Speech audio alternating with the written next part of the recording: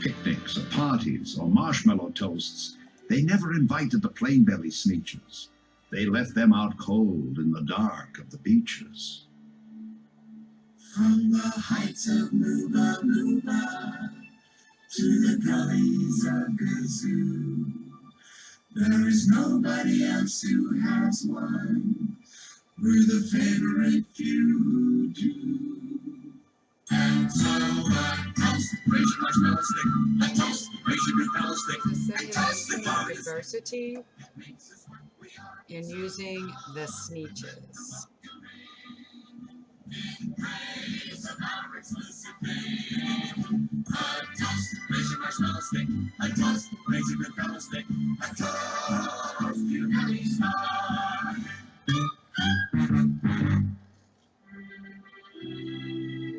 They kept them away, never let them come near.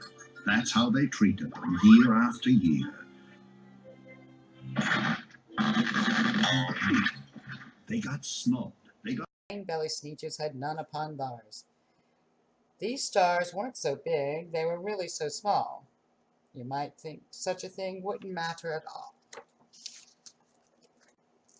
At this point, you pass out the stars to the participants.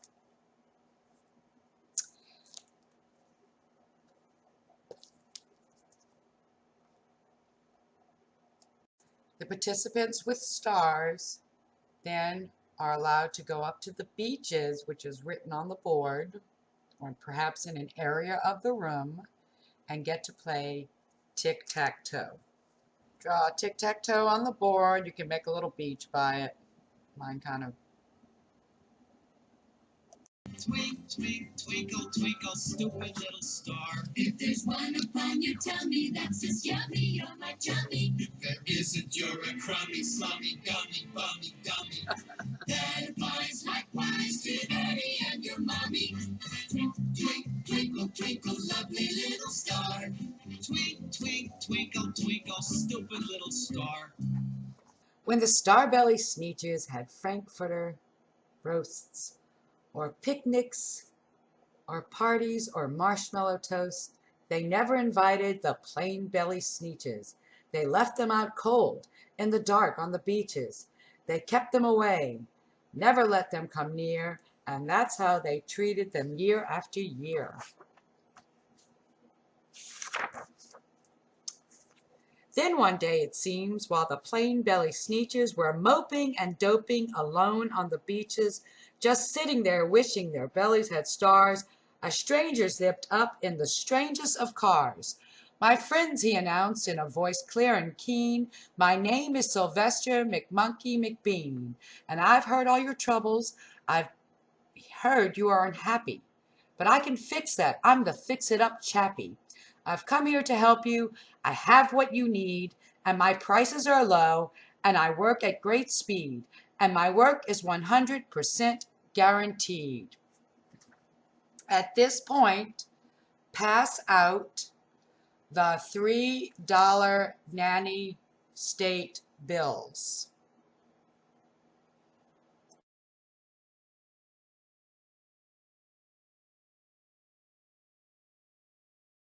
Then quickly Sylvester McMonkey McBean put together a very peculiar machine, and he said, "You want stars like a Starbelly Sneetch? My friends, you can have them for $3 each. Just pay me your money and hop right aboard." So they clambered inside. Then the big machine roared, and it clonked, and it bonked, and it jerked, and it burked, and it hopped them about. But the thing really worked. When the plain-belly Sneetches popped out, they had stars. They actually did. They had stars upon bars. Then they yelled at the ones who had stars at the start, "We're exactly like you. You can't tell us apart. We're all just the same now, you snooty old smarties. And now we can go to your Frankfurter parties." "Good grief," groaned the ones who had stars at the first. "We're still the best Sneetches, and they are the worst. But now, how in the world will we know?" They all frowned.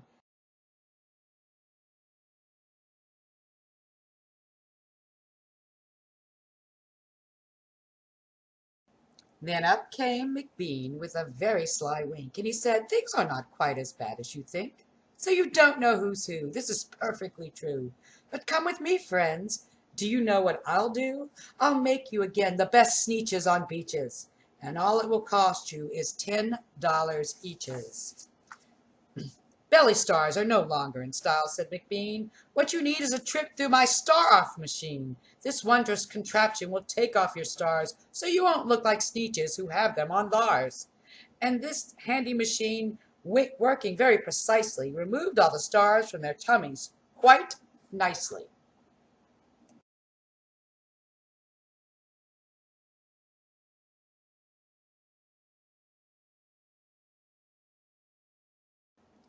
The narrator should continue to read at this point as the students learn about socialism. "Belly stars are no longer in style," said McBean. "What you need is a trip through my star-off machine. This wondrous contraption will take off your stars so you won't look like Sneetches who have them on theirs." And that handy machine, working very precisely, removed all the stars from their tummies quite nicely.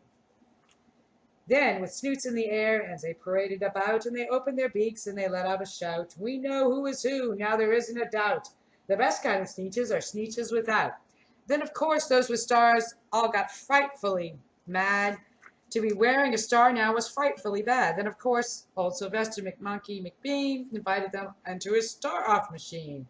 Then, of course, from then on, as you probably guessed, things got really into a horrible mess.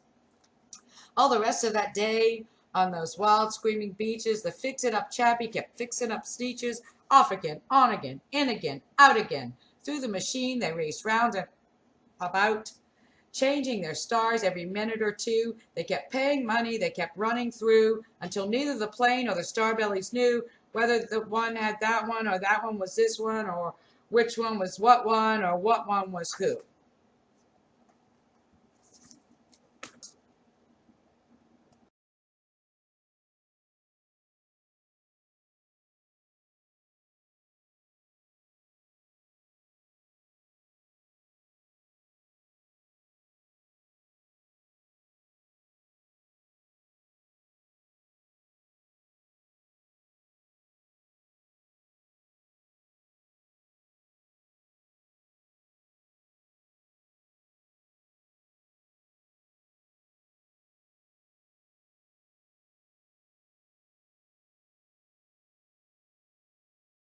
Last cent of their money was spent. The fix-it-up chappie picked up and he went. And he laughed as he drove in his car up the beach. They never will learn. No, you can't teach a Sneetch.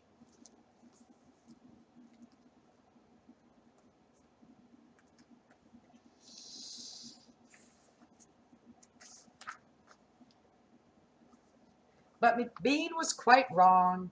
I'm quite happy to say that the Sneetches got really quite smart on that day. The day they decided that Sneetches are Sneetches, and no kind of Sneetch is the best on the beaches. That day all the